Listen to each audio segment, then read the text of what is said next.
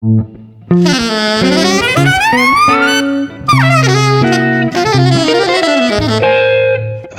Jazz.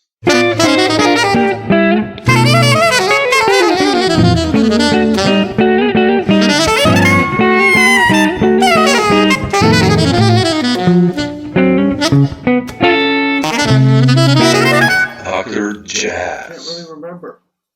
Yeah, probably with Zorn way back in former Well, no, I don't Yugoslavia, or no? Yeah, I mean, I certainly was in former Yugoslavia too, but Yeah. I don't remember much with Zorn. I've been in Slovenia with a couple things of my own. Oh, I don't seriously? think Naked City ever played in Slovenia. No, I don't think so. Yeah. And I don't know what else. I mean, that was, no, maybe with Bobby Previte, maybe with my With own. Bobby? Oh shit! Yeah, I think did I see you? Were you in that TV show with Brana, with Bobby, with Curtis No. Folks? No, you didn't play on that one, right? Oh yeah. You were, right? That's Yeah, I saw you then. Yeah. Because I did this talk with Bobby also, and I think you were in that band. Yeah, no, with Curtis for sure. Yeah. Beautiful. But I know I've been a couple other times, and Yeah. maybe with Pigpen, and maybe with Oh yeah. something solo or something. I don't know. Probably. Yeah. But yeah, thanks for taking the time to do this. Yeah, sure, my pleasure. I'm putting all the missing links together, I have like Yeah. Marty Ehrlich, Bobby Previte. It's like, okay, Wayne Horvitz, That's good. all these musicians you played with, and I've been listening to your music for such a long time, and That's great. Where in Slovenia are you? Are you I'm in city? Maribor. This is like the second largest city. Yeah. It's like south of Graz, 2 hours Right. south of Vienna, and 1 hour north of Zagreb. It's kind of like, Right. yeah. Zagreb, I don't think I've ever been to. Seriously, wow. That's funny. I'm trying to remember. No, now I think I have been there once. I was also, I forget, I was in Ljubljana when it was still Yugoslavia. Oh wow! With Yeah. whom? Do you remember? That's funny. That I remember very well because first place was one of the, it was one of the first times I toured, and it was also, I think, the first time I'd been in what was then the Eastern Bloc. So Yeah, it was kind of, sure. it felt more like a big deal. That was with Curlew. Wow, Which when was was a that? band with- Which Curlew, year that was a band with George Cartwright and Tom Cora. Oh, okay, Tom um, Cora. Okay. Yeah, Curlew. It was a great band. And Fred Frith played bass in that band. And he couldn't Seriously? do it. Oh, wow. So I was actually the bass player in the band, but I was playing keyboard bass. Oh, yeah, kind of like. And Davey Williams from Alabama, the great guitar player. Wow. So it was sort of a band of mostly Southerners. I was not, Fred obviously was not, and I obviously wasn't, but it kind of had this almost like Southern Americana meets improvised music. Which year was that? Well, I'm not really sure, but I know my daughter was really young, so that must have been Early 80s. I mean, I know she had been born, and I'm pretty sure yeah, well, plus I was still living in New York, and I only lived in New York for 2 years after she was born, so it had to be like 87 or something. Oh, okay, something like that. Wow, Yeah. interesting. Yeah, And, that was that might have been like the first tour I did in Europe. Like I'd come over to Europe a couple times to do like one-offs and stuff, but and we actually drove, but I remember Ljubljana really well because we were there for a couple days, and so beautiful there. Yeah, But it's really nice. no, and I remember, in fact, my daughter was very young because I remember buying her something like a little scarf and a hat for like a 3-month. So you know what it was? It was the fall of '86. Wow, okay.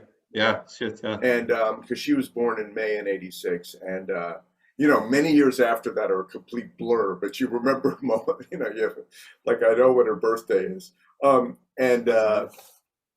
which is going to be in a few weeks actually, and so I remember, but after a day or two, I had this terrible headache, and so did everybody else in the band, and we were actually in Ljubljana for what's the city we would have been in? That is the city. What am I saying? City, yeah. Yeah. Sorry, I was just being stupid. And we did a TV show thing. Yeah, probably. Probably you could still find, and we realized that we just weren't used to people burning coal for heat. Sure, sure. Back in the days, yeah. Of course. I mean, there was just, and I we all remember just, that still. we just all had this headache from breathing all this, you know, and it wasn't like the city seemed dirty. It's actually seemed beautiful. But I remember trying to call home and being told I had to make a trunk call through Zagreb. Yeah, And sure. and it'd be just, you know, a real, just something, you know, Americans didn't experience. It was happening to make a trunk call through another city. And I got through. So bizarre. Do you remember? I mean, I love, you know, I've spoken to so many musicians, and, you know, when I started touring, it was in 2004. So it's like new times, right? And when I speak to musicians, like even older than you, like, you know, like Hal Galper, the piano player, Right. Sure. you know, the guys who were around their 80s, they speak about touring, coming to Europe in early 70s already. And I love these stories, even like you said now, you know, it was still Eastern Bloc, it was 20 zillion currencies in Europe, every country. Yeah, oh yeah, sure. And how was like this first tour that you did, like, or these first tours in the 80s, how were they like for you? Like in this, were there, if you remember, like romantic in a way, like you coming to Europe, or? Well, it's like touring always is, you know, it's romantic and then you're miserable half the time, you know. Sure. You're trying to figure out why that is, you know, this should be more fun. But we had fun. I was dealing with just a couple of health problems at the time, which turned out to just be that I was, you know, really, really exhausted. And I found out later I wasn't sleeping well. So sometimes I was just, but that tour I remember being pretty fun. We had in fact, there's a record from that tour, which is quite good. Curlew, it's spelled Curlew. Okay. And it's live in Berlin. Oh, wow. Okay. And that record's great. I mean, if you don't know, Davey Williams is playing particularly. No. Yeah, he's really worth checking out. I mean, I met Davey through Eugene Chadbourne and Zorn, who were at that point, Eugene and Zorn, I mean, it was a long time ago, but they were sort of inseparable. And they had met Davey and LaDonna. LaDonna Smith was a violinist, and Davey was a guitar player, and they were together. Davey has died about 3 years ago. LaDonna's still going strong. And they split up after many years, but they stayed as musical partners. Yeah. And they lived in Birmingham, Alabama.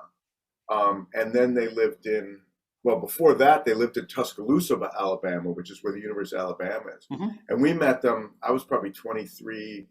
We did a little tour.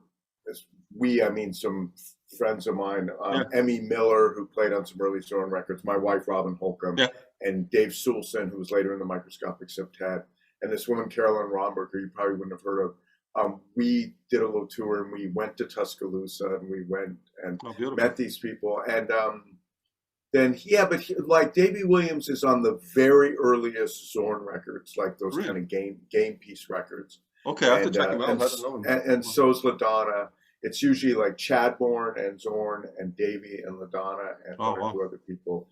This is like maybe 79, 80 or something. Yeah. Okay. And but he was great. I mean, he was, you know, he'd really done two things. He'd done like free improvised music, and he played in blues bands. He wasn't he wasn't a jazz guy at all. I mean, he loved all sorts of music. But he is one of my favorite free guitar players. Like really astounding guitar players. Yeah. And and I don't know if you know, Fred Frith put out some records called I know Fred. Guitar. Yeah, but he put out some records that weren't his, that were called Solo Guitar. There were a couple of volumes. Yeah, a long time ago. Davey's on some of those. Oh, okay. I have to check them out. Okay. Yeah. So, but touring, that was fun. But I remember we also went to Berlin and had to go through the East to get to Berlin, and by car, which was different. You know, you could fly in and out of Berlin, but by car, it was definitely a trip. And Davey actually had gotten quite drunk the night before, and he had lost his passport. Oh, man. And we had this whole hassle of like a whole day trying to get the passport, and finally getting through the eastern, through the border and through no man's land and into Berlin, and arriving at the gig at like 8 o'clock, right when we were supposed to start was when we arrived, and because we were many hours behind schedule, and like 6 hours behind schedule. We were planning to get there by 3 in the afternoon or something. And we had spent all day trying to find his passport. We finally found it in the club, in the men's room, behind the urinal, behind the toilet. Jesus Christ. He Of had course, just makes fallen sense. out Like, of- yeah, like, fallen out of his pocket.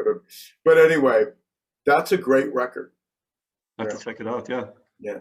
Yeah, it's so many musicians out there, I'm quite a jazz geek, I follow, I try to, I have records, encyclopedias, like beside playing and composing. And I love, this digging, but every day almost, like now I hear of a new player and I'm like, man, wow, really? It's like, Jesus, it's so immense, this music universe. I love that actually. So yeah, it's great. But I wanted to ask you first, we had this lockdown period now and all this bullshitty time happening, but you've been still kind of busy. And I listened to some stuff you did, like with Sara Schoenbeck, that Cellwalk record, which I love the compositions, so many nice ballads, like that Fifth Day and Undecided and all those tunes you wrote. And I wanted to ask you, you guys probably started way back, right, playing? Yeah, I mean, we sort of started taking that duo seriously a couple of years ago. Basically, I kind of forget, but it was, because of the pandemic. It must have been, maybe it was even 3 Junes ago. We did a little tour, and then I said, geez, Sarah, it's kind of crazy you don't have a record, your own record. And she said, well, why don't we do a record together? And then, I guess it was a full summer later. It was basically the summer, like whatever. Let's see, when did the pandemic start? In the spring of 2020? Spring, last year, March 2020. March 2020. So in the summer of 2019. Yeah. So almost exact. Wow, that's amazing. Because it seems really recently. Yeah. Almost 2 years ago.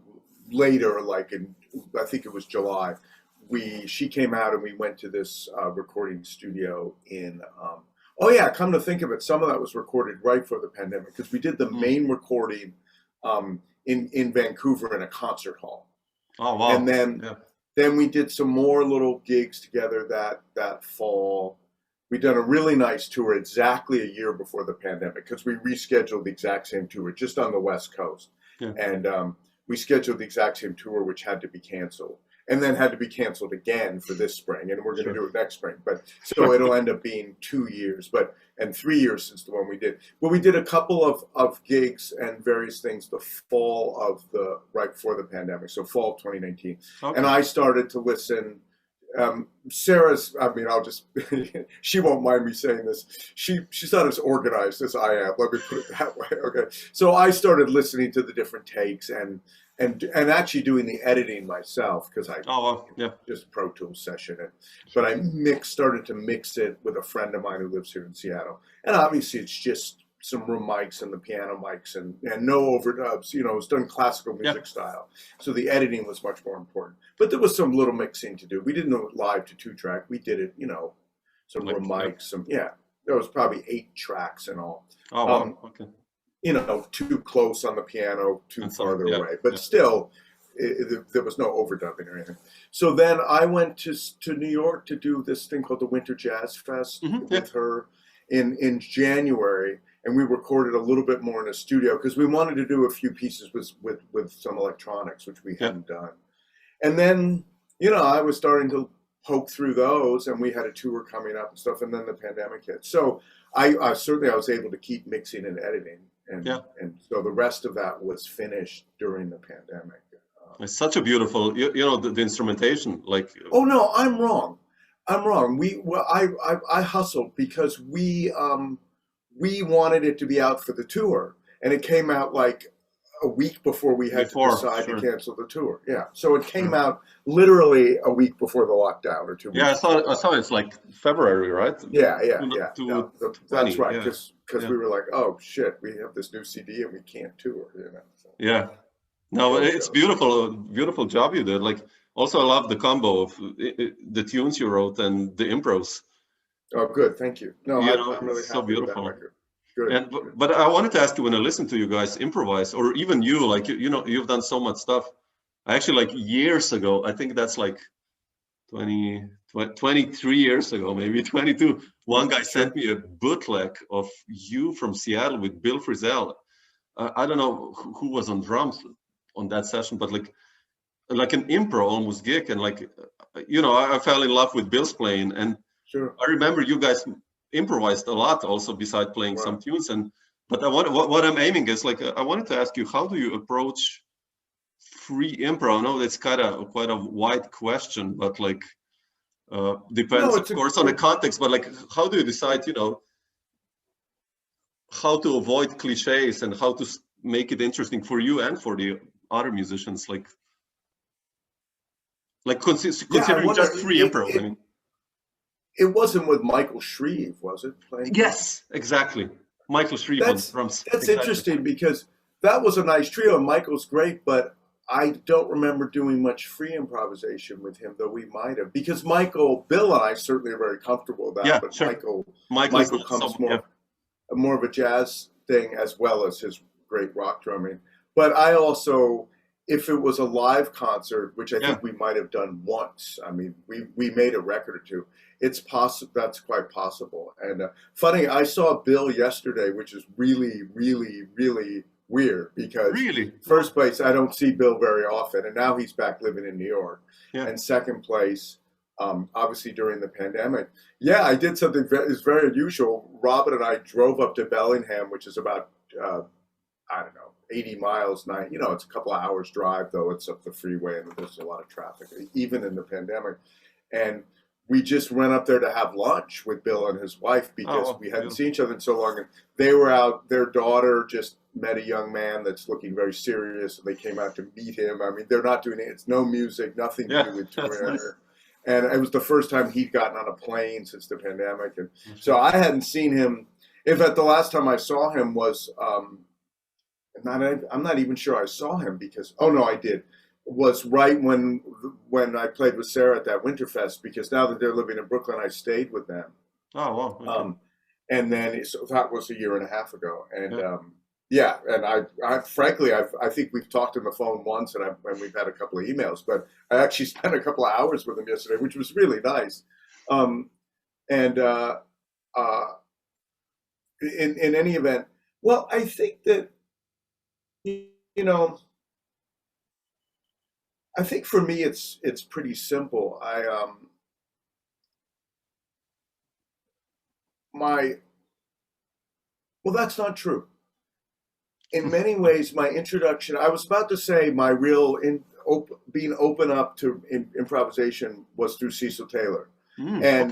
When you talk about avoiding cliches, one of the things I tried to do after a couple of years of trying to sound like Cecil Taylor was to stop trying to sound like Cecil Taylor, And I think part of the reason was because I felt like that was Cecil Taylor's language, and something of my own was starting to develop. But another thing was that I felt that and I don't think I felt this in a real conscious way.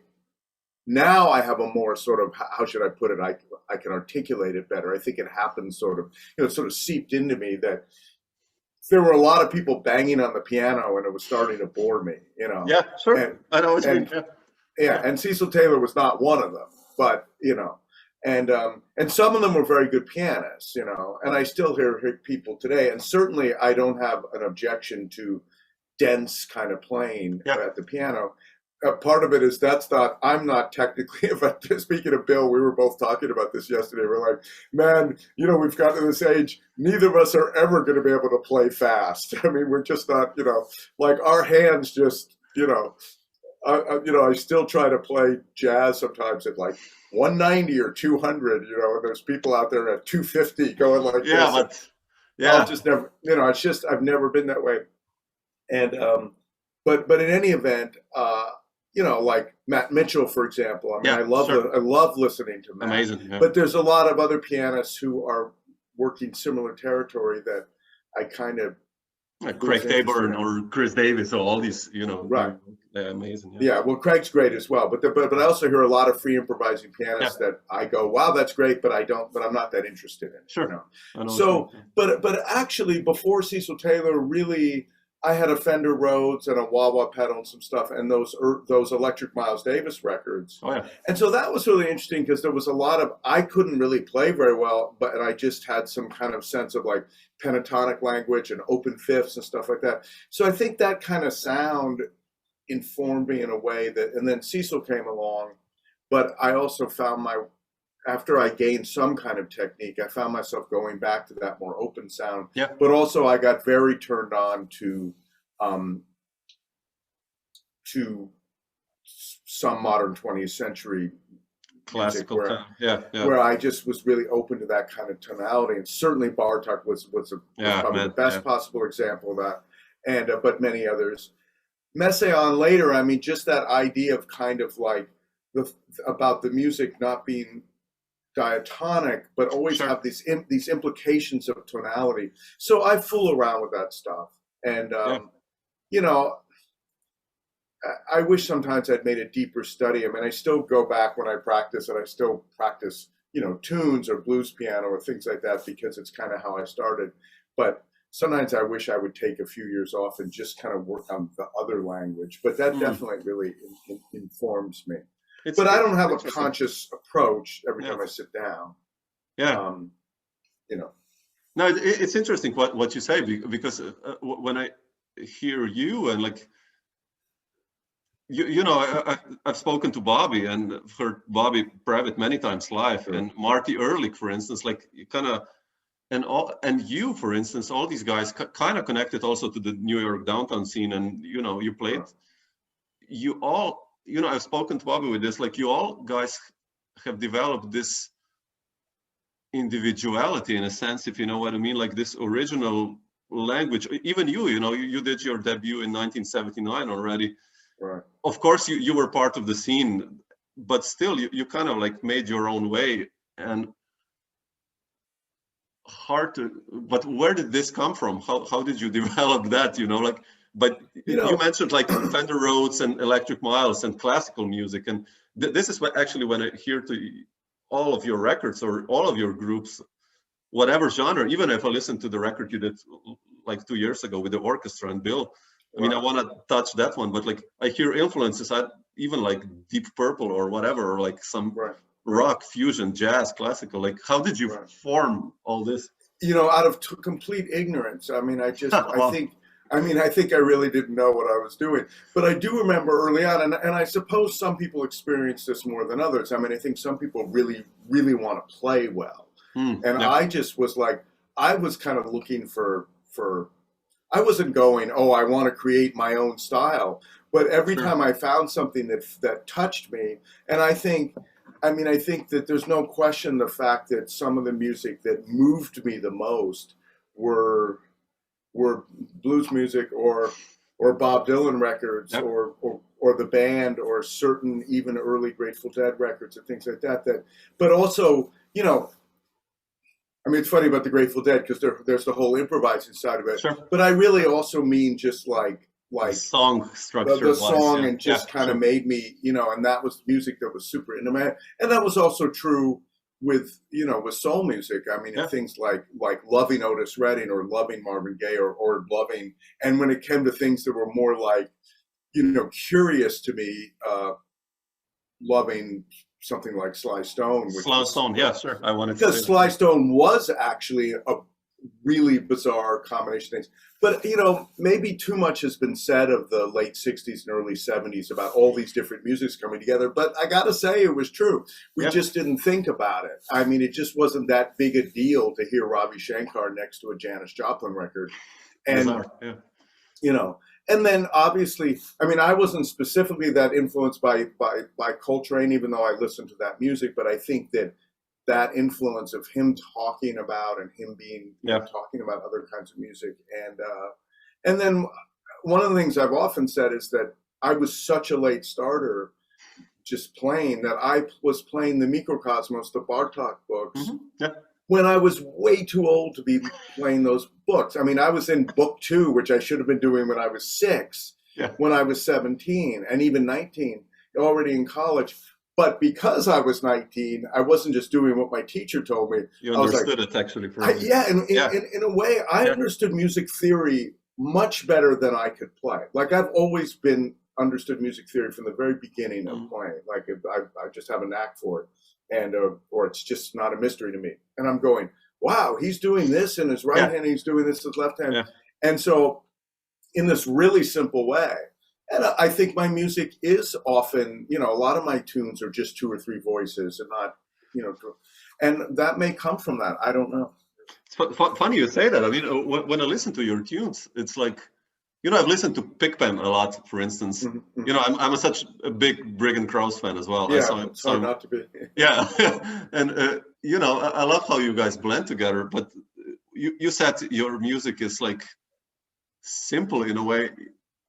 I found it. I wanted to ask you this since you mentioned it now. Like, I found it like an amazing blend of this improvised sections going to written out stuff, so that sometimes it's hard to hear whether it's improvised now, whether it's written out. And I checked out some lead sheets that you also have on your website, and I listened to some tunes, try to write down structures, and you have so many rhythmic changes also, and odd meters, not per se like this, ostinatos, whatever, like but like changing because of the melody. But how did you develop your compositional style? And you say it sounds simple, but for me it sounds very complex in a way. I mean, I will admit that Pigpen might have been the most kind of. I mean, Pigpen was definitely influenced by Naked City, and it wasn't so much that I was interested in what Zorn was doing. I mean, of course, I was interested in what Zorn was doing because I was doing it with him and I enjoyed doing it. But I wasn't like, oh, I got to do that thing, because there was some things about Naked City that I was less attracted to, too, just in terms of making that my own music. But partly it was Briggan and where Briggan was at, because he was very interested in that. But also, I had really only used electronics to either build things in the studio or make freely improvised music. And mostly when I played things that were more structured, I played the piano. So Naked City forced me to take solos that were on a groove in a synthesizer or play organ. And I wanted to keep, basically it was more educational than anything else. I mean, I wanted to improve myself. So I was exploring, I wanted to keep exploring things that I felt that I was starting to get together. And then Fred, the bass player in Pigpen, he was, I mean, it's funny about the art rock thing and Deep Purple and all that, because actually I don't like that music. I've never been attracted to. It's quite cliche, like, I know what you mean. And so I just haven't been, and yet I understand it, but Fred was very much attracted to that music and really knew it well. And then, and Briggan was coming out of, he was younger, as was the drummer, Mike Stone. And so, part of that was also trying to write for them and but there was definitely a lot more, counting and making things. But the structural thing is more important to me. And I feel like that's something that, I think comes from avant-garde classical music. And, time signatures are a really good example. I've never been interested in having a tune that we all play and we play in 7/8 or something. Or whatever. But partly because I'm not very good at it. But the other thing is that some of that is like I'd be writing something and after it was written, I'd go, oh, that's a bar of 7. I didn't know it till I figured it out later. I mean, just writing things out and going, well, I guess 7's the only way I can express that, because it's just a phrase followed by a phrase. Exactly. And I'm not going, oh, I want to write in an odd meter. And I sometimes joke that a lot of my music is based on the fact that I drop the beat once in a while. It's like I'm like, oh, that's wrong. People going, Wayne, you dropped a beat. And I was like, oh shit, but I like that phrase. I'm going to keep it, And so, there's been a lot of happy accidents, I guess is what I'm trying to say. No, like those tunes, Grind and Speech and all that, like with Pigpen, it sounds for me immensely complex. If you just put it on, it's like, man, those you sound also really together, like as a unit. I guess you played also a lot, of course, with Yeah, I mean, that was a band that really rehearsed. Yeah. I mean, the funny thing about more modern bands now is, I'm lucky to get 2 rehearsals in, but Pigpen was a band where I had moved here and I was either on the road or home, and I wasn't doing much in Seattle. I mean, now I'm just ridiculously busy in Seattle with so many things that take my time. But then when I was home, except for having a young family, and I had to spend time with that, obviously, but otherwise I had time. And those guys were kids, and Fred was sort of more like me. And we rehearsed a lot, and it was hard music. And we were learning a lot, But speech is so funny, too, because I still can't play that damn thing. I mean, I pull it out. And the funny thing is, over the years, the only person I've played with it lately, besides Mike Stone, who I don't see much, but he still lives in Seattle. And once in a while, we'll get together and vibe. I mean, I don't know if you know, but Fred Chalenor actually passed away a couple of years ago. No. He was terrible. He had early onset Alzheimer's, and I hadn't seen him much in years, but I saw him. Bobby Previte and I actually saw him down in Portland just about a year before he died. And it was awful. Oh shit. But anyway, you know who Matt Cameron is? Yeah, sure. The drummer. In Soundgarden, now sure. Pro-Champ. So he's like a guy, he's the nicest guy. Oh my God. He was like, well, I was listening to some of the music. Let's play that tune Speech. And I'm like, yeah, okay, I'm going to have to work on it. Oh, fuck. I mean, he just nailed it. He played it actually? Yeah. Oh, he's played it. We played it years ago in the 90s once or twice.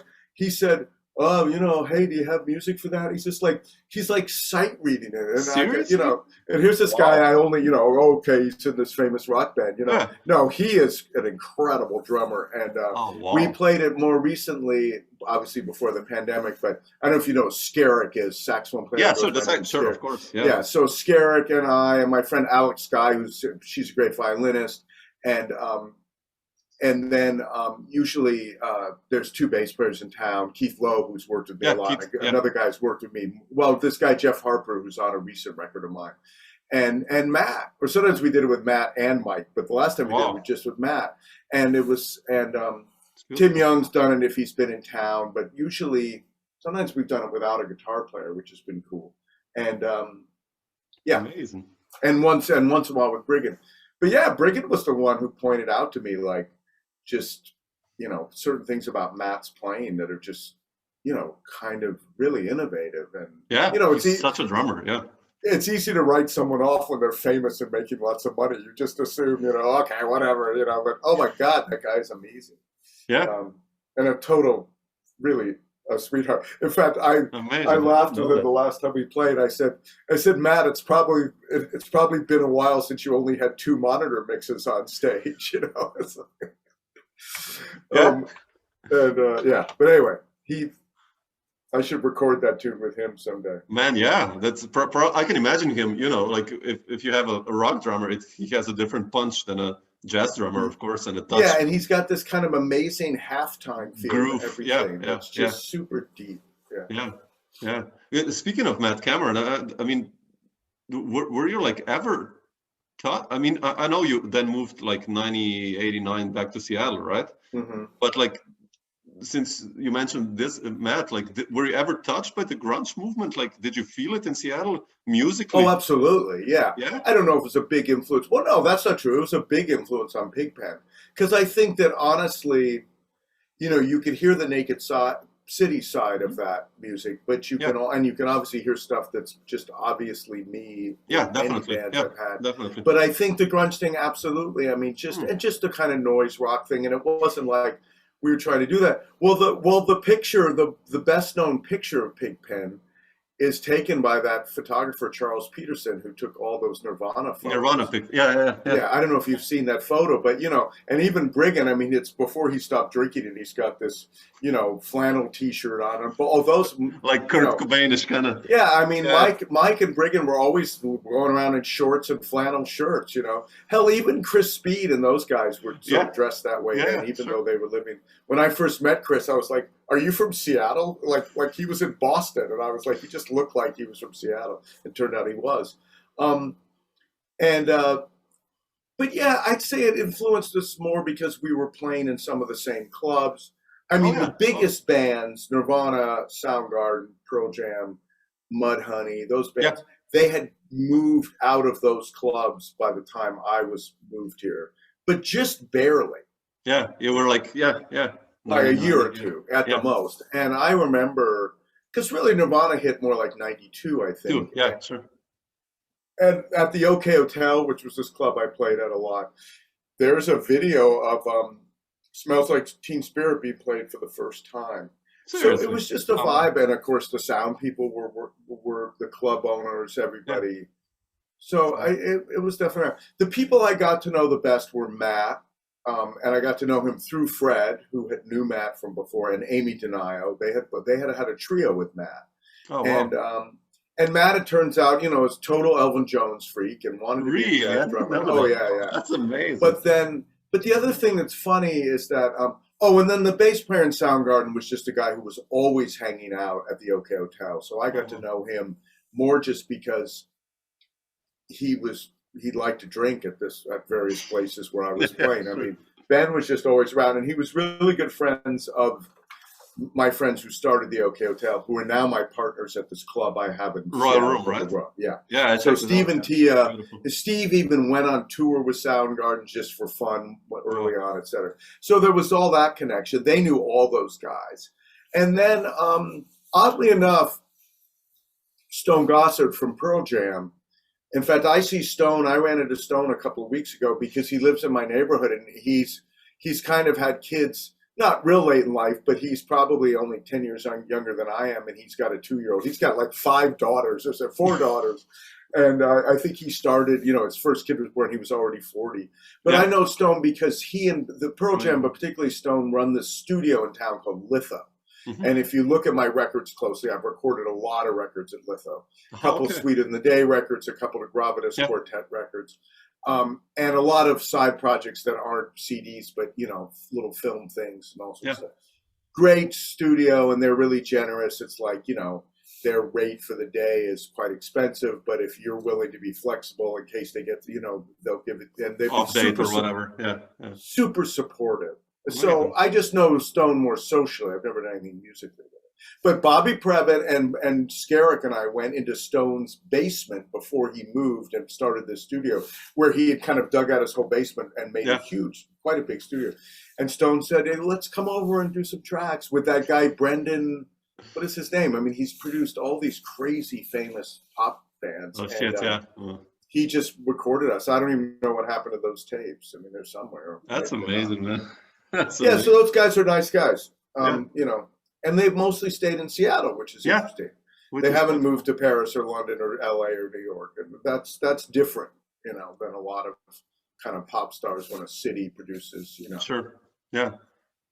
I wanted to ask you this. You mentioned, these moves. I mean, I first want to go a little bit back, but since you mentioned it now, like, how is it for you? What was the choice that you actually decided in '89 to move from New York? I mean, first, I guess we would have to go back to the New York scene, but like I will ask just this now. You were part of so many projects, and the President, and with Bobby Previte, and all this almost like punk rock jazz improv movement that was happening, and Well, I'll be perfectly honest. I mean, I'm old enough now. I can speak about this honestly. I wasn't feeling very good. I was I was just tired all the time. And it took me years to track it down. And a lot of doctors misdiagnosed me, and I didn't have anything. I mean, I'm really healthy at the moment. I just had I went for my annual checkup like 3 weeks ago, and my tests came back great. And, I mean, I could use to lose 7 pounds, but I mean, besides that, and I could use to drink a little less. But,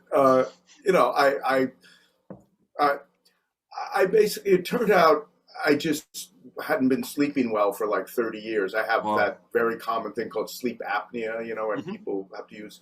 And but I really had a very severe case of it, and no one really tracked it down. And so I just think I was, and I had, there was the fact of having a young kid, but I have lots of friends who ended up raising their children in New York. But I think living in a small apartment, not having a place to work, not being able to do things like, go to the woods and you know, Sure, I know what you mean. swim in a lake, all this kind of stuff. And in a way, you know, if it wasn't for that, I'm not sure I would have moved. And I think moving had some consequences that, from a career point of view, might have been different for me and for Robin.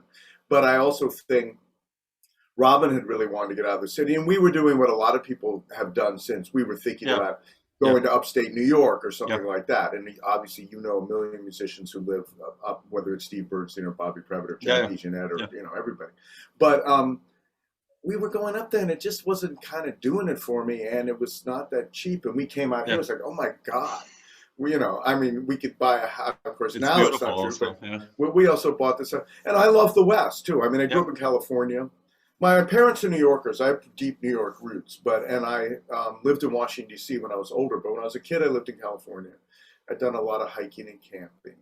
And, but it took a long time. I mean, it's not like I moved here and I instantly felt better. I mean, but I was able to kind of, I don't know, I was living in Hoboken, New Jersey at the time, and I'd go into the city. I just like, the noise. I mean, my you know, in the old days, they would say my nerves are shot. That was, you know, that was an expression that people of my parents' generation, you know, said, well, he's a nervous breakdown, or his nerves are shot. Just little things would make me jump, kind of, and I just needed to. So, you know, it was a big move, and but creatively, it was great, right? I mean, because, you know, you did Pigpen and Zony Mesh and all these amazing bands then in Seattle, and it's like...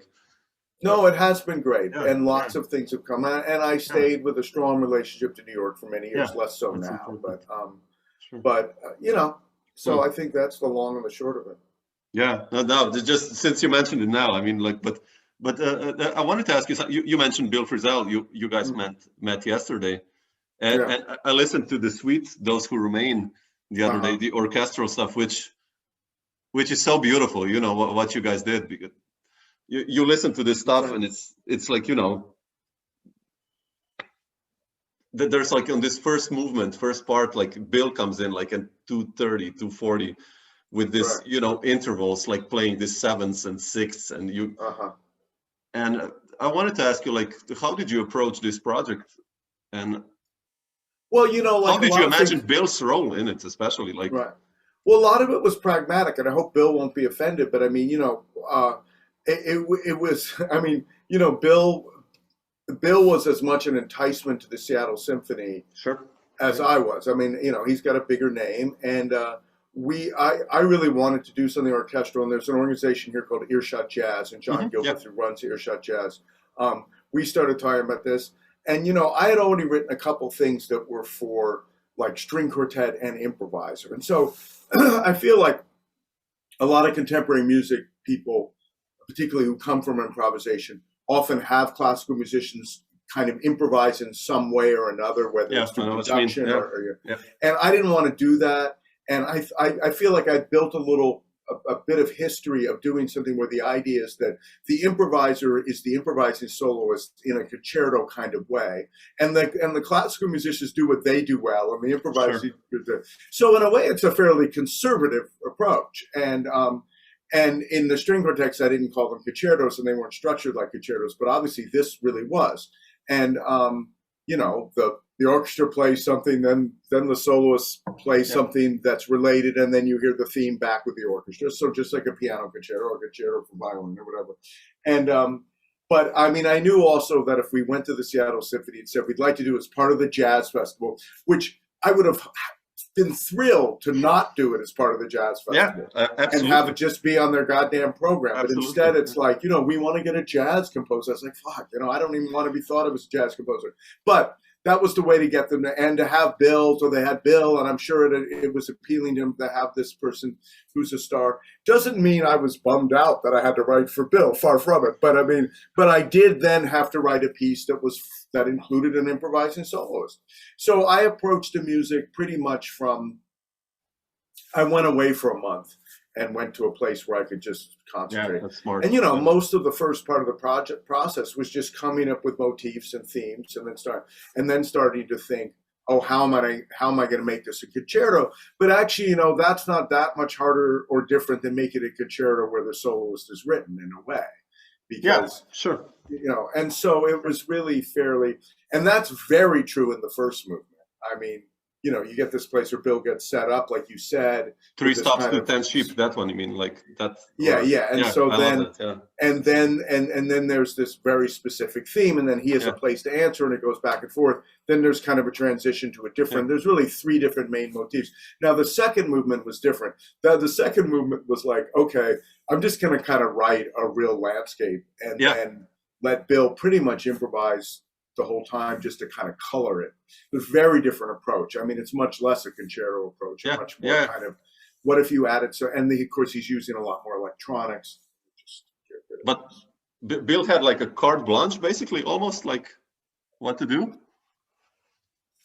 Bill had one note written in the entire piece. And it's funny that you say 2 minutes and 24 seconds or whatever it is, because the one note he has happens before. If you listen really carefully in the really fast part, there's a like jong. It's kind of like almost a joke. If he had to tune down for it, it's like a low C or something. I forget. But no, it's a low D. It's like it's kind of a like joke about drop D tuning. Yeah. But in any event, everything else is just like, play here, don't play it. He didn't have carte blanche about where to play and where not to play. That was very specific. No, that was my choice for sure. And if you hear it, it's pretty logical. I mean, obviously the background goes to much more accompaniment kind of mode and the melody. So, and then in the second movement, he had basically could play wherever he wanted. And except for a couple places, like there's a cello theme with the orchestra in the second movement, so where I wanted that to not be to have guitar in it. But it was pretty. That was hard to do. I mean, when he did it live, I think it went really well. And when we then went to the studio, obviously I couldn't afford to have him do it when the orchestra was doing it. We did the guitar as an overdub.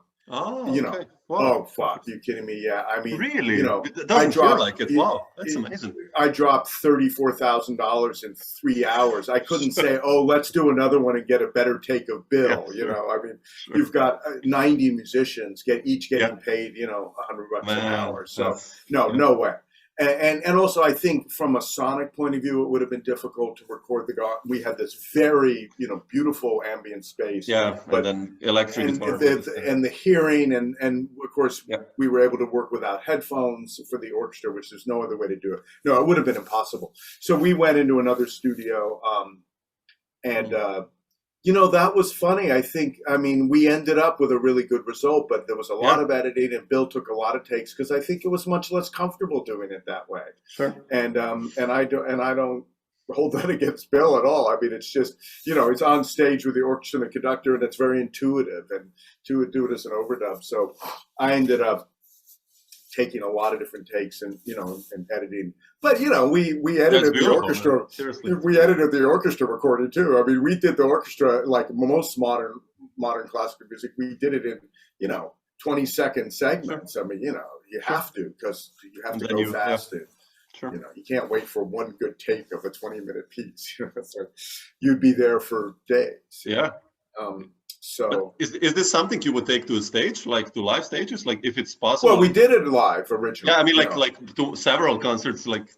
Fuck, I would love to, but it's just so impossible. Financially, it's heavy, right? It's tough, and then well, of course, the COVID has changed that, but it's financially difficult. Yeah. I got to be perfectly honest too. I've had very little response to that recording. Really? I've been pretty disappointed.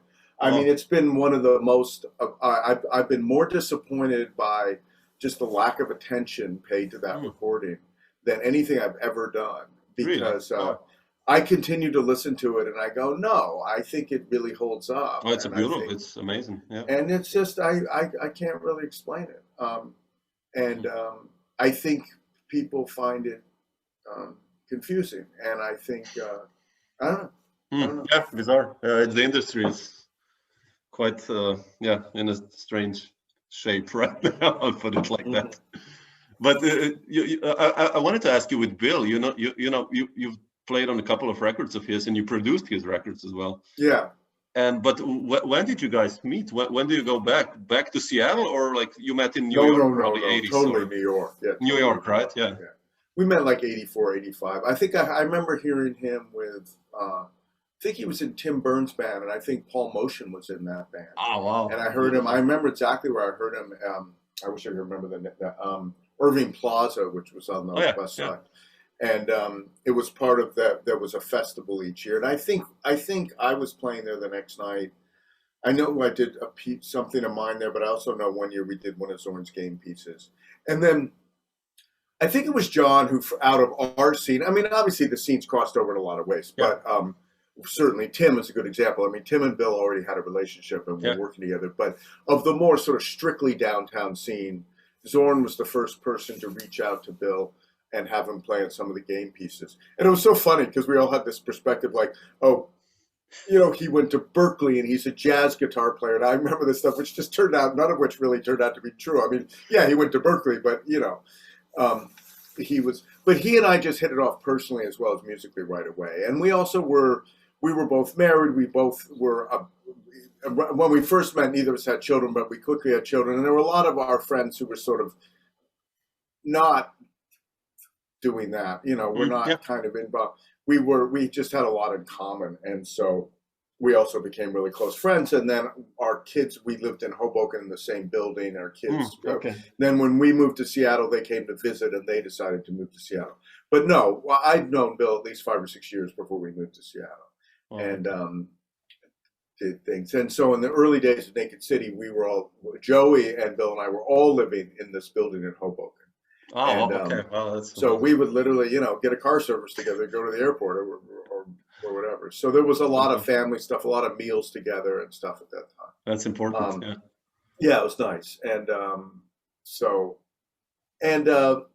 Bill was in an early version of The President. Well, not an early version. Really? Just a short-lived version of it. Yeah. Oh, wow. And, but I have promo photos from that with Bill in them. Seriously? And, but he didn't play that many gigs, but he did play on a recording called The President that was us. And so, you know, there was a lot of stuff. And then when the Horvitz, Morris, Previte trio made our first record, our second record, we made a record of just Robin's music, of my wife's music. With Doug Wieselman and Bill also, right? And Doug and Bill. And that, you know, Bill literally was upstairs and came and recorded that in my apartment. I mean, really? Yeah. So, you know, there was a lot of other things. And I just found some duo tapes. I found a duo tape at the Knitting Factory, sounds really good. And I found a duo concert that I haven't sent that to Bill yet. Oh, man. The Frankfurt Art Rock Festival. Like a duo, you and Bill? Or Yeah. Oh, but I had some pre-programmed things. I had drum machines and stuff like that. Man, you have to put that on Bandcamp at least or something. If Bill agrees or, you know, Bill's more, I mean, Bill's just more careful about that stuff than I am. I would probably put that stuff up in a minute, but I'm going to approach that slowly. Yeah. But in any event, he hasn't even heard that. But that's amazing. Wow. But I wanted to ask you, like, you produced Have a Little Faith, right? I produced Nashville. I produced and Have a Little Faith. And also, Is That You? Yeah. And Where in the World? Yeah.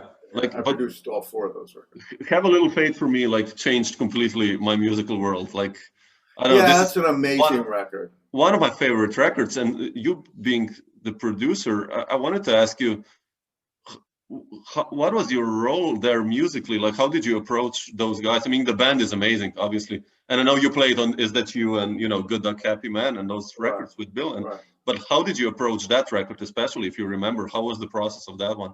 I mean, you know, a lot of it was serendipity. I mean, I can't take a whole lot of credit for it except keeping people, you know, there's records. I mean, I was with the same engineer in the same studio that same year producing a record for Fontella Bass.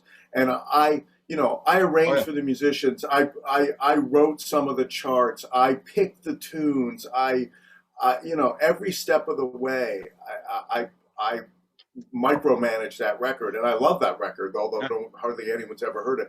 Bill is just the opposite. He comes in with a great band and great music. The main thing is keeping. Let me put it this way: there were 1 or 2 volatile personalities on that record, and you know, I spent a fair amount of time making sure they're happy. But the main thing is that I had a great relationship with Joe Furla, the engineer, who was in many ways sort of my favorite engineer I've ever worked with. And so if I'm going to take any credit, it's the fact that Joe and I never worked.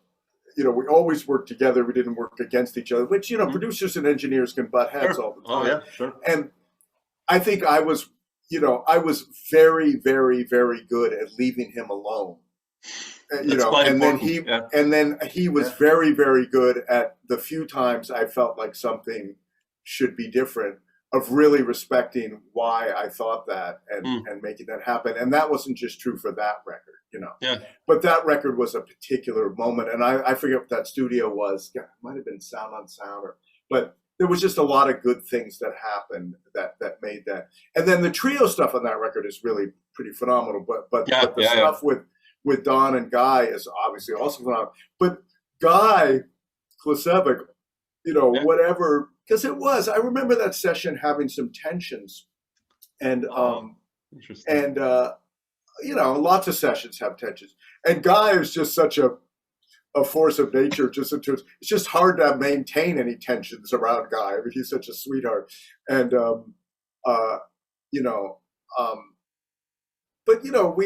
we worked really hard to make everyone comfortable, but the music was all that. Oh yeah, the Copeland suite and all that. Yeah, it's incredible.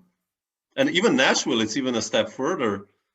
That even more like dug into this Americana, whatever is that became prominent. Like, how did you react to that musical direction? Like, that I think was sort of easy. First place, that was a different engineer, but someone, Roger Moutenau, but someone that I also get along with.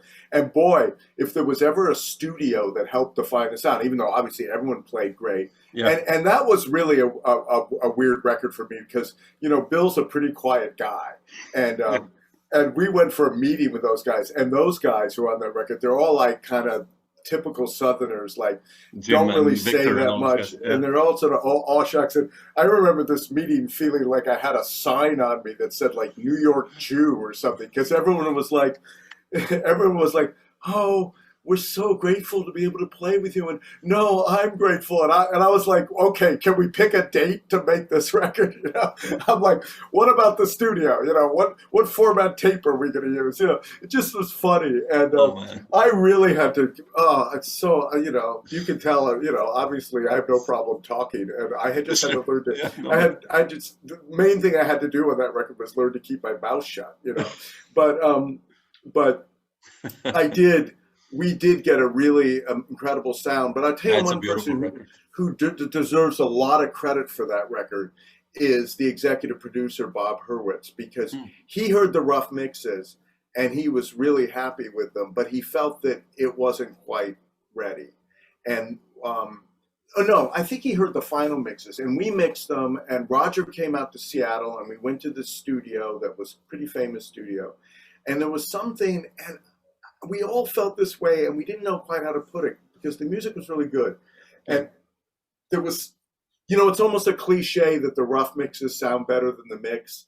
And we were almost going, is that just bullshit? Is it just in our heads? I mean, come on, this thing sounds great. We worked really well. And Bob said, also, I'd like to add some more tracks because Jerry Douglas wasn't on the original record. Oh, really? And wow. So we went back to Nashville. The record was done. Bob had said, I think this could be better. By the way, it was also partly Bob's idea because he had talked to, I forget the guy's name, but he ran Warner Brothers down in Nashville. And they had this idea that Bill could do something in Nashville.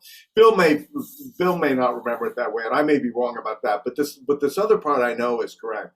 Bob said to us, we need to keep working on this, and which was expensive too. And we went back to Nashville and we put Jerry Douglas with just Bill and Victor Krauss. Victor Krauss, sorry. Yeah.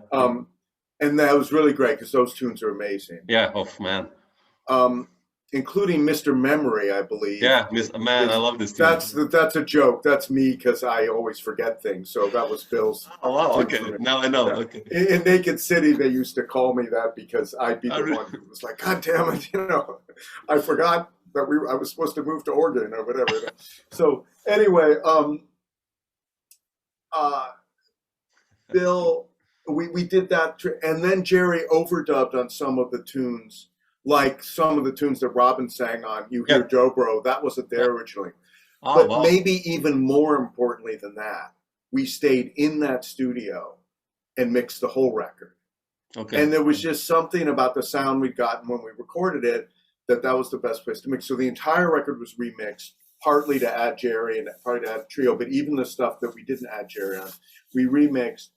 And mixes that we'd spent 6 or 7 hours on in Seattle, we were doing in like 40 minutes. Wow. You know, yeah. we just threw the faders up Yeah, and it sounded that's it. great. Yeah. It was the Neve board from heaven. I mean, I don't know whatever happened to that board, but oh my God, it just Funny. and it just sounded great. And we had spent, you know, Joe had flown out to Seattle and he had a hotel and we spent 5 days mixing in the studio. All of that was thrown out. Man, yeah, it's amazing. Such a nice record. I mean, I love those records. You know, whatever stuff you did with Bill, you guys seem to have this, I don't know, Seattle thing going on, or whatever kind of connection. Those are 4 really nice records. Yeah, but you know, I wanted to ask you one thing. You mentioned this downtown scene about early '80s or '84 when you guys met, and you did your debut in 1979, which I think is even before you did records archery and that stuff with Zorn, right? Yeah, for sure. So how did this mash of things started happening for you, that you actually first became a band leader and then started doing all this other stuff, also with Bobby and Butch Morris and all this? How was the scene back then for you, like in the late 70s in New York? And you know, I started really late playing, and I still am suffering because of it. But I always put things together from the very beginning. I mean, I was barely playing when I had ideas. Like I remember in my sophomore year of college, I put together a concert of the music of Duke Ellington, Thelonious Monk, which now with Doug Weiselman and really? and Dave Sulson, I believe, who's still around, and other people. I don't even remember who played on that concert, but you know, this was just at college and stuff. So by the time I got to New York, we had a band, but I was writing most of the music for the band, and that band made those first couple records I made for our own label called Theater for Your Mother, and I made a record called No Place Fast and a record called Simple Fact. So by that point, I'd met William and I'd met Dennis Charles, but that was pretty simple. I mean, we wanted to move to New York. I wanted to meet, the people who played with Cecil Taylor. I wanted to meet the Art Ensemble Chicago people. I wanted to meet Lester Bowie. You know, that's what I wanted to do. But of course, you know, I had a couple of friends who moved before me. They had met John and Eugene. John and Eugene came to Santa Cruz and played a little concert in the living room of a house of a friend of ours who had a kind of a duo, or Oh wow! And that was just months before I moved to New York.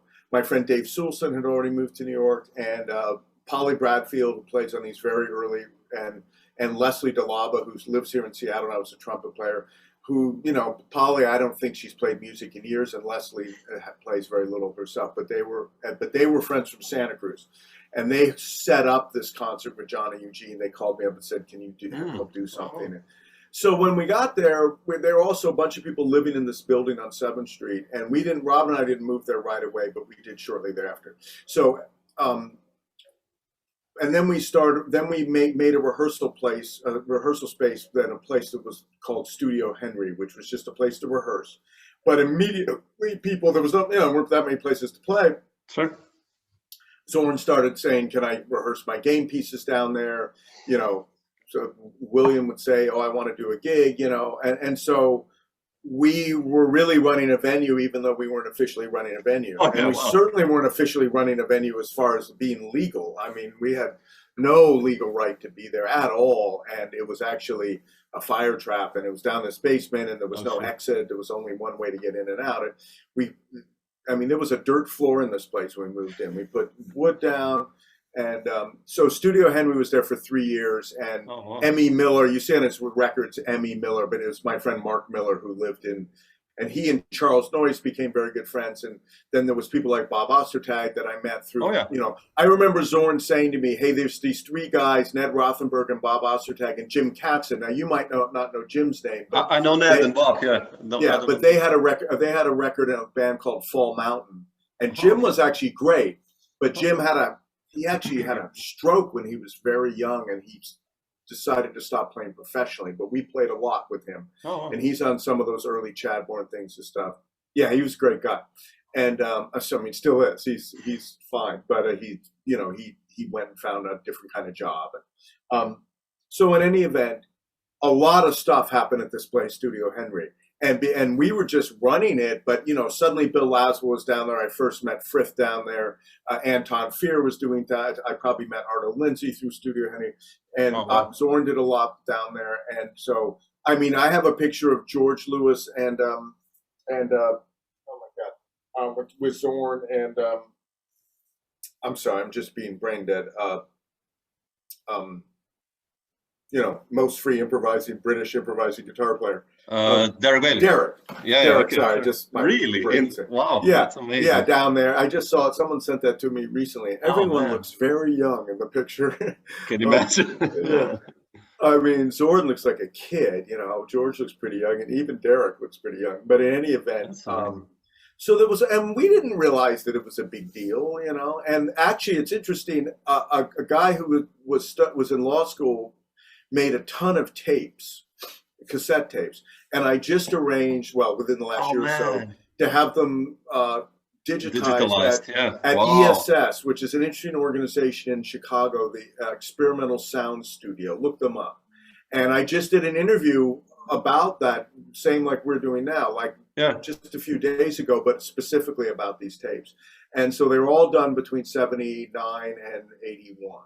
Wow. And so really early on. With different lineups and stuff like that. Oh, God, just a million stuff. I mean, I have a poster. Here, I'll show it to you. Hold on. Oh, yeah, please.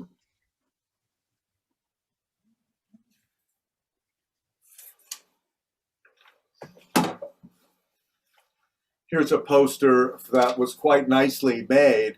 I'm going to scan this soon. I'll send it to you. Oh, that's beautiful, man. It's M.E. Miller and Charles Noyes, and then it's Polly Bradfield and something about 300 and 400 statues, which was, I think, a Chadbourne project. Fred Frith solo, John Zorn's Highline Tennis, which is game piece. But then there's this other poster, which I did, which is why the graphics are so horrible.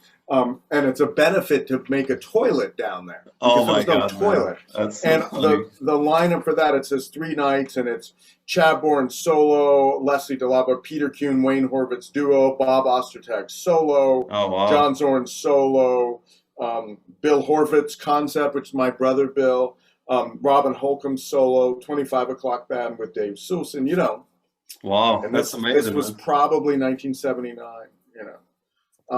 Wow. So I guess I'm only realizing by doing these kinds of interviews, not just, I always knew that place was cool and all sorts of cool music happened there. But I think it's only occurred to me recently how quickly I met a lot of people. It might have taken me longer to meet because of that. And so tons of these gigs. I mean, in fact, this guy who was interviewing me the other day said, well, what's with all the bands? I said, these weren't bands. A lot of these only happened once, It wasn't like we were thinking we're going to go on tour with this duo. It was just, let's play duo, let's play trio, let's do this thing. So Studio Henry was then like really, like Brecker Brothers had the 7th Avenue South, which is kind of important like for the fusion, let's say. So Studio Henry was really important for the development of downtown scene, obviously, right? If you look at it now, I mean, kind of. Except with no liquor license, no food, no fire exit, and for a while, no bathroom. Man. Yeah. But also, I mean, for example, even I think the Golden Palominos had some early rehearsals there. I remember rehearsals of Cobra down there, and I remember David Moss being down there, Laswell being down there, on and on and on. It was funny. Butch Morris and William Parker and I made a record for Soul No Black Saint. It was the first record I had someone. It's called Some Order Long. Some Order Long Understood. Yeah, I know. I have that one. And that was made there. That was recorded there, just on a 2-track.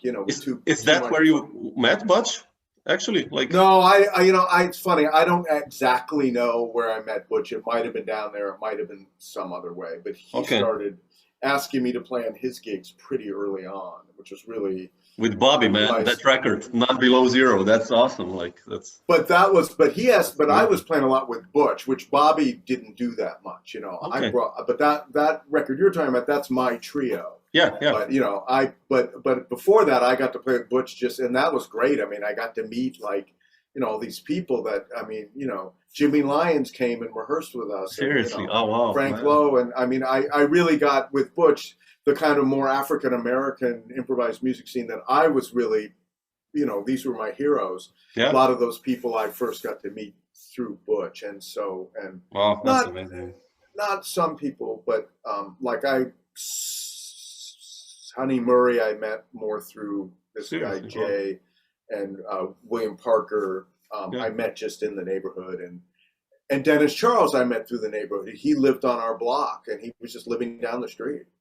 I mean, I played a couple of gigs with Zorn and Dennis Charles that were like weddings. I mean, we did them just for money, and it was Dennis Charles. Oh my God, man! Wow, that's bizarre. Really funny.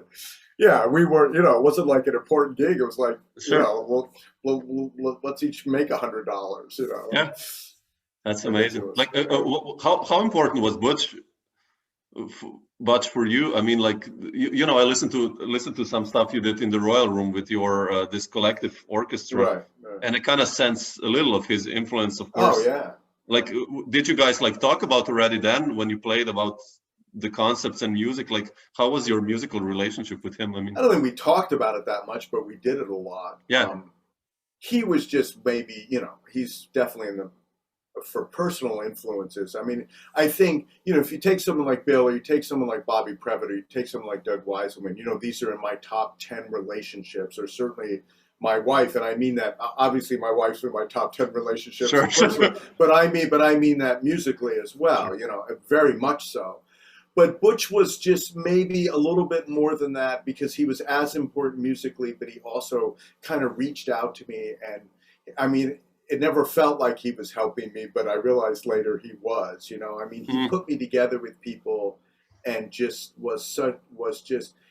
he didn't say, oh, I really want to help you. He was just tacitly supporting me by trusting me to be in his music. I mean, I met Lester Bowie because of Butch and people like that, and that was just tremendous.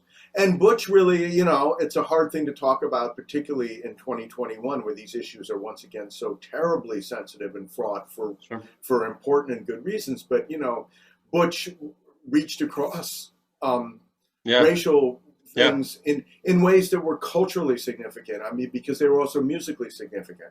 I mean, he heard the part of us that was influenced, us meaning kind of younger white kids who were doing that kind of, you know, we never talked about this, but the part that was maybe more meaningful about the Jefferson Airplane to me than it might have been even to someone like William Parker, who's obviously, you know, was a great friend and very open to all sorts of music.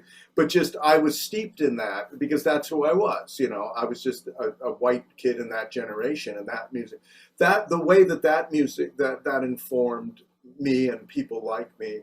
I think Butch kind of heard that and was intrigued by that, you know. That's so beautiful.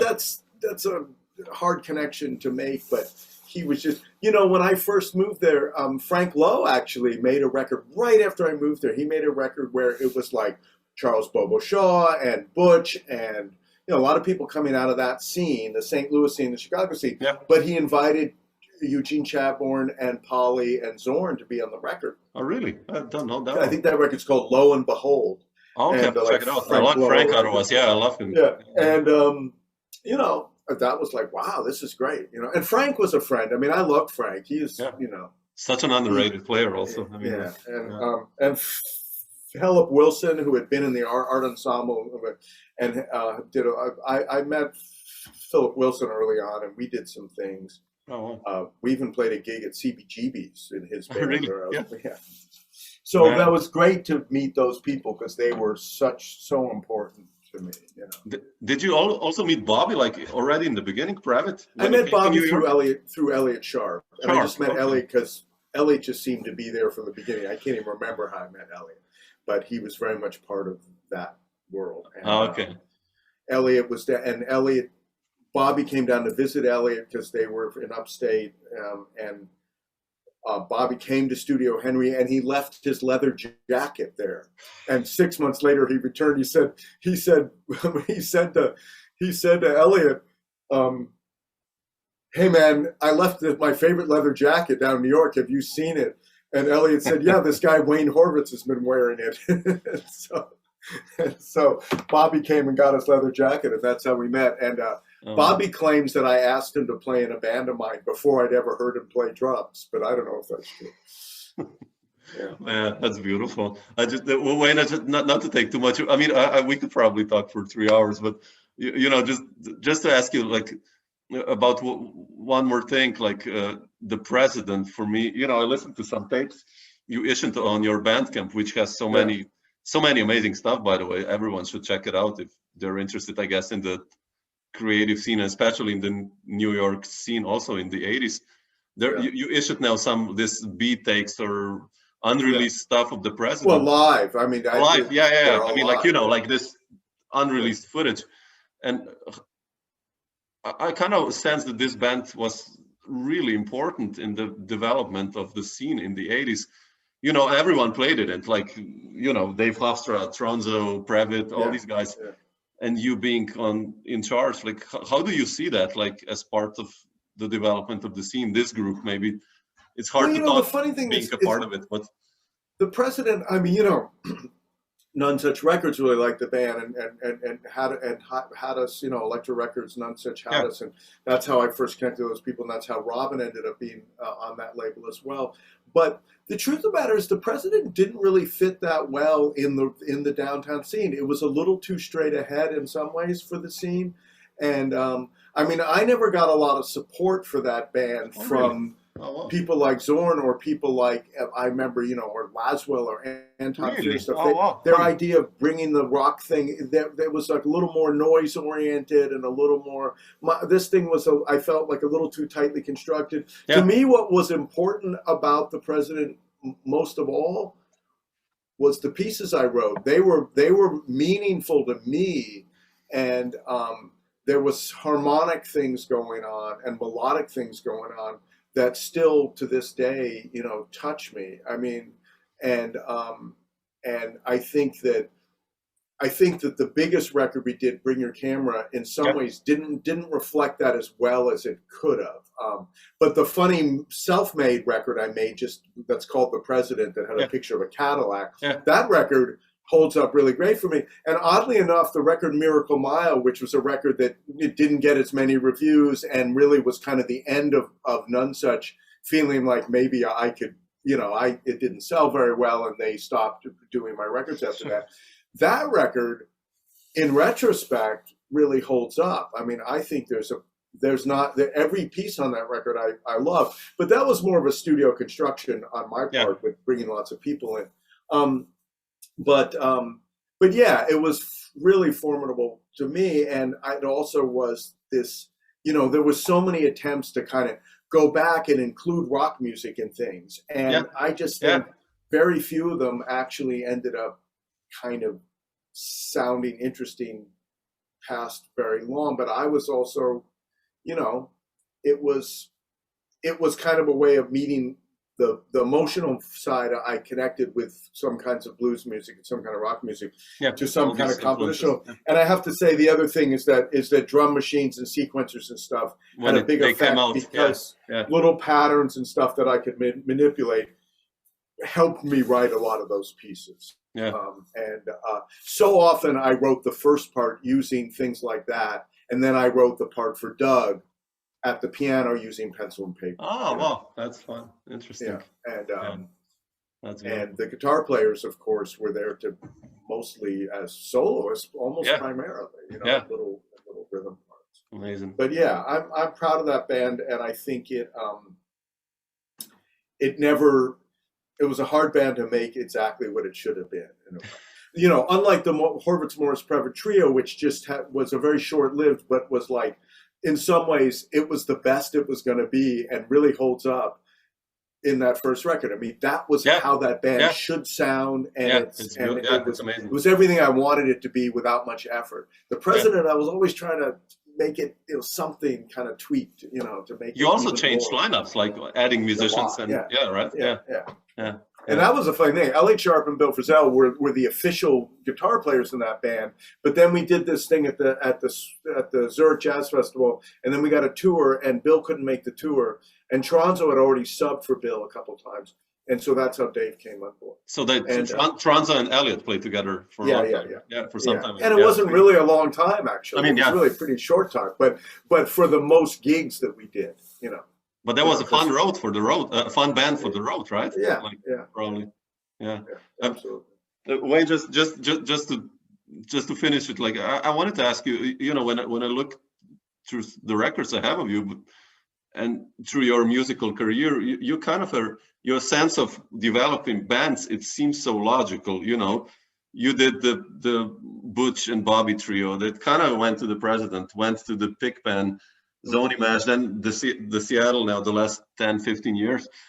How do you decide? I just wanted to ask you this. How do you decide where to go musically, and which people to play? Actually, how do you decide what to do, actually? I mean, where to go? I mean, this is for me always an interesting question, also being a musician. Well, wanting to write a piece for piano and soprano voice, or wanting to write a piece for orchestra, or wanting to write a string quartet is one thing. But the ensembles that you're talking about are very personality dependent. I mean, one band you didn't speak about, which I think is a really important band for me, is the 4+1 Ensemble, which is, was a fairly short-lived band, but with Avon Kang and Julian Priest. Oh, shit. Sure. And the reason I mentioned that is very specific, because you're saying, the Horvitz Morris, but no, to me, the lineage is this. It's the President to Pigpen to Zony Mash, and then it's the Horvitz Morris Previte trio to 4+1 Ensemble to Gravitas, because I've always joked that I always have two kinds of bands, a loud band and a quiet band. Quiet, yeah. And also one is very rhythm section based, and one tends to be more kind of chambers. So even though there was drums in the Horvitz Morris Previte trio, there's no bass player. And so it's not rhythm section in the traditional sense. All the louder bands have been, bass drums, usually guitar, with the exception of Pigpen. 4+1 Ensemble, I mean, I'd gotten to know Avon. I knew Julian, because Julian lives in Seattle and lived in Seattle then. Reggie Watts, who's now like a comedy star, but he's the musical director for the Late Late Show, which is a big TV show. Yeah. He lives in LA.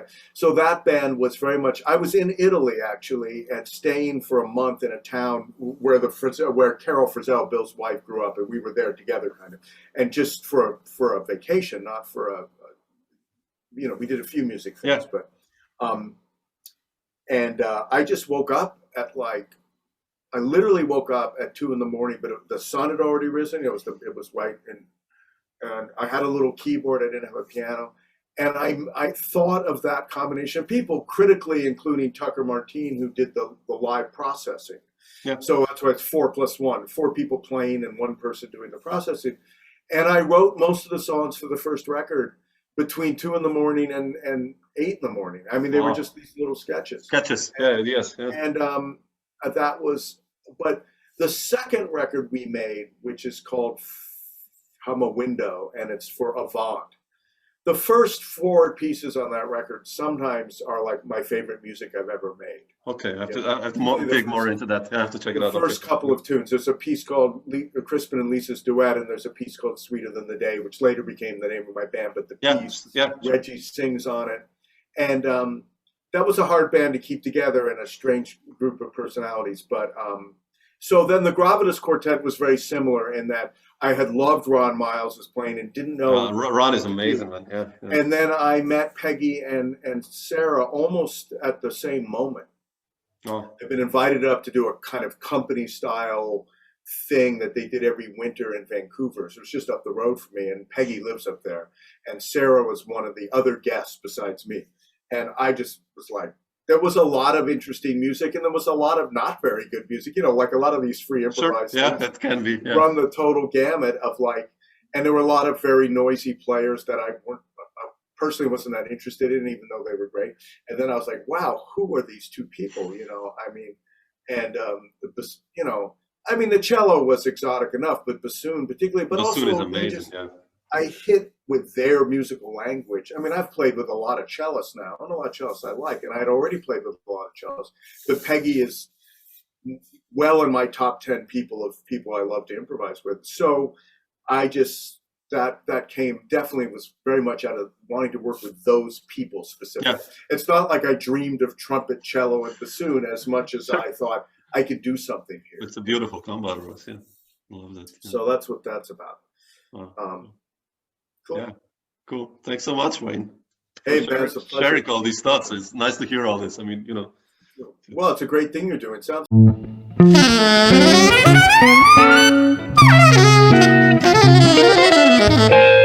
Dr. Jazz.